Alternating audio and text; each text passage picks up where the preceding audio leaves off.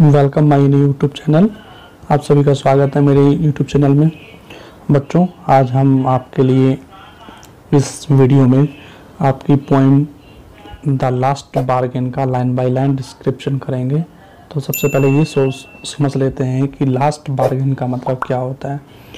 Last means अंतिम, bargain मतलब मोल भाव करना या तोल मोल करना। तो इसका अर्थ हुआ अंतिम मोल भाव। तो अब इसका पहले अर्थ समझ लेते हैं। इसकी समरी में कहते a bargain is an agreement in which both parties promise to do something for each other. Someone is looking for work waiting to be hired. He strikes a bargain but thinks it worthless. He tries twice again but doesn't like either. Finally, in the last bargain, when he is tired for nothing, whatever, he is happy as never before. What is the bargain and why is it the best? इन लाइनों में यही बता रहा है कि एक व्यक्ति जो होता है वह काम की तलाश में होता है। वह चाहता है कि उसको रोजगार मिल जाए, कुछ काम करने को मिल जाए। वह किसी भी सेवा को पारिश्रमिक के तौर पर करने को तैयार था, मतलब उसके बदले में उसको कुछ मिले। वह ऐसा काम करना चाह रहा था कि और वह चाहता था कि कोई उसको एज ए नौकर के तौर पे उसे रख ले। ठीक, तो वह इसी को ढूंढता हुआ निकल पड़ता है बाहर के लिए कि कहीं पर उसको काम मिल जाए। तो इसमें ये दिखाया गया है कि वो किस तरीके से अपना बार्गेन करता है, कैसे मोल भाव करता है। उसके सामने कई ऑफर आते हैं और वो ये किसी भी ऑफर से मतलब खुश नहीं होता है, सेटिस्फाइड नहीं होता है। फिर वो देखता है कि फिर वो एक बच्चे से, जैसा कि आप इस पिक्चर में देख रहे हैं, एक बच्चे के द्वारा वह सेटिस्फाई होता है। तो इसको हम लाइन बाई लाइन आगे दिखाएंगे। तो शुरुआत करते हैं पहली लाइन से। Come and hire me, I cried while in the morning. कह रहे हैं कम एंड हायर मी, आइए और मुझे भाड़े पर नौकर रख लीजिए। हायर मतलब भाड़े पर या किराए पर मुझको रख लीजिए। आई क्राइड, मैं चीख कर जोर जोर से बोल रहा था। वाइल इन द मॉर्निंग, कब? सुबह में। I was walking on the stone paved road, मैं पथरीली सड़क पर चल रहा था। स्टोन पेव्ड मतलब पथरीली सड़क पर चल रहा था। तभी sword in the hand, king came in his chariot, हाथ में तलवार लिए एक राजा रथ पर सवार होकर आता है। चैरियट मीन्स रथ होता है जिस पर राजा बैठता है। किंग राजा, स्वॉर्ड मीन्स तलवार। एक राजा रथ पर सवार होकर हाथ में तलवार लिए के गुजर रहा होता है, वहां पर आता है। He held my hand and said, उसने मेरा हाथ पकड़ा और बोला, I will hire you with my power, मैं तुमको अपनी ताकत के मतलब पावर के बल पर नौकरी पर रख लूंगा। But his power counted for naught and he went away in his chariot, पर उसकी ताकत का मुझ पर कोई असर नहीं हुआ। अब वो जो राइटर है वो क्या कह रहा है, but his power counted for not, not मतलब शून्य, मतलब मेरे लिए उसका कोई फर्क नहीं पड़ा, उसकी ताकत का मुझ पर कोई भी असर नहीं हुआ। And he went away in his chariot, और वह अपने रथ पर सवार होकर चला गया। और वह चला गया क्योंकि उससे कोई उसका बार्गेन नहीं हुआ। किससे? राजा से। इन लाइनों में जो पोइट है उसका, स्पीकर जो है उसका, राजा से कोई भी समझौता या मोलभाव या बार्गेन नहीं होता है। अब देखो दूसरी लाइन, दूसरे पैराग्राफ में देखते हैं स्टेंजा में। In the heat of the mid day the house stood with shut doors, इसमें बता रहा है कि दोपहर की धूप में दरवाजे बंद थे।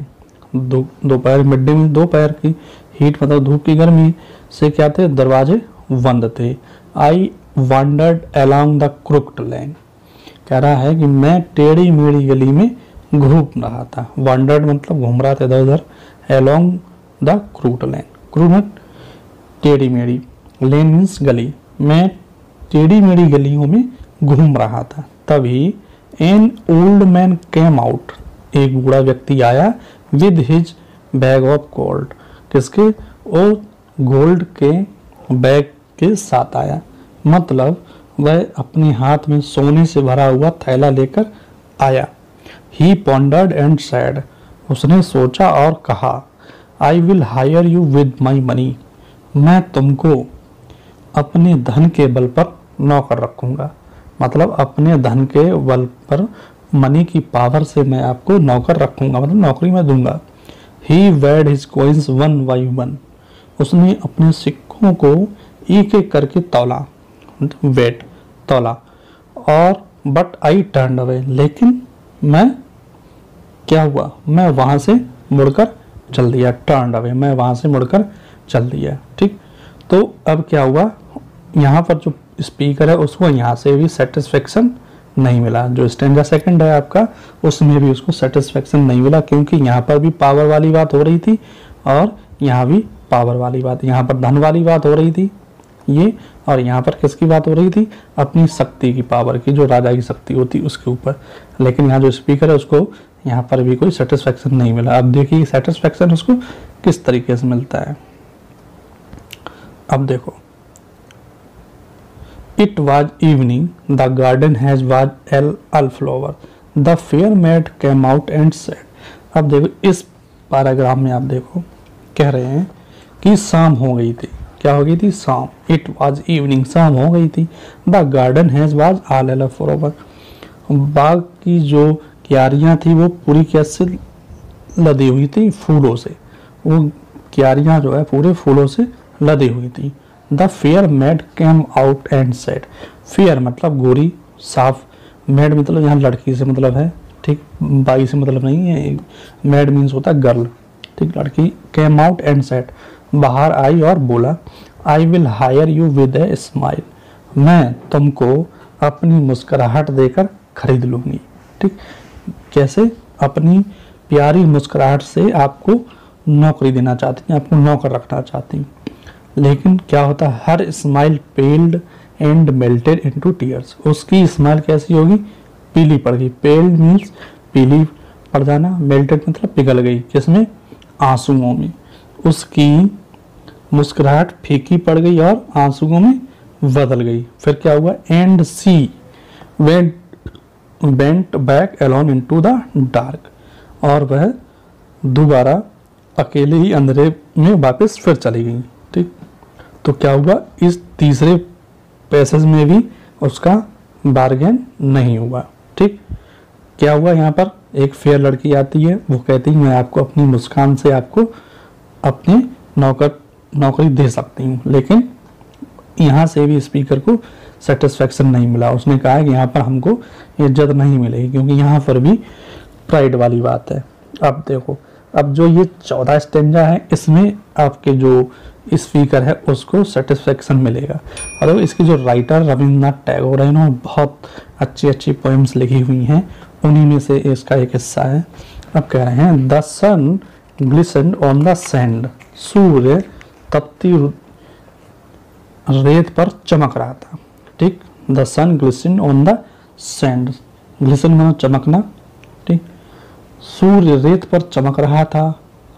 And the sea waves broke waywardly, और sea waves broke waywardly, waves means लहरें, सागर की जो लहरें, समुद्र की लहरें, ब्रोक वेवार्डली, लहरें बेतरकीब तरीके से चल रही थी, उठ रही थी, गिर रही, मतलब टेढ़ी मेढ़ी उसकी लहरें हो रही थी, किसकी, समुद्र की।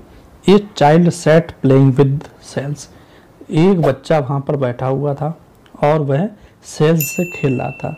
सेल्स मीन्स जान रहे हैं, इनको कौड़ियाँ भी बोलते हैं, जो एक आपने देखे होंगे, एक हार्ड कवरिंग ऑफ स्मॉल से एनिमल्स होता है उसमें, उसी को सेल्स बोलते हैं, वो उनसे खेल रहा होता है। He raised his head and seemed to know me and said, उसने अपना सर ऊपर किया, मेरी तरफ देखा और लगा कि जैसे कि वो मुझको जानता है। कौन, वह बच्चा उसको जानता है, किसको, स्पीकर को, जो इसमें बोलना है। यानी कि स्पीकर कौन, रविन्द्रनाथ टैगोर है, जो आपके राइटर है। I hire you with nothing, अब ये बच्चा कह रहा है कि मैं तुम्हें नौकरी दूंगा बिना पारिश्रमिक के, मतलब मैं आपको नौकरी दूंगा कुछ भी ना दिए, मैं आपको कुछ भी दूंगा नहीं, लेकिन आपको नौकरी दूंगा।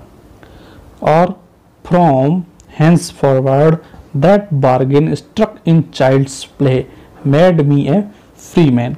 अब यहाँ हेंस फॉरवर्ड का मतलब है उसके आगे, हेंस फॉरवर्ड मीन्स उसके आगे, अब यहाँ से उसके आगे क्या होता है, bargain struck in child's play made me a free man.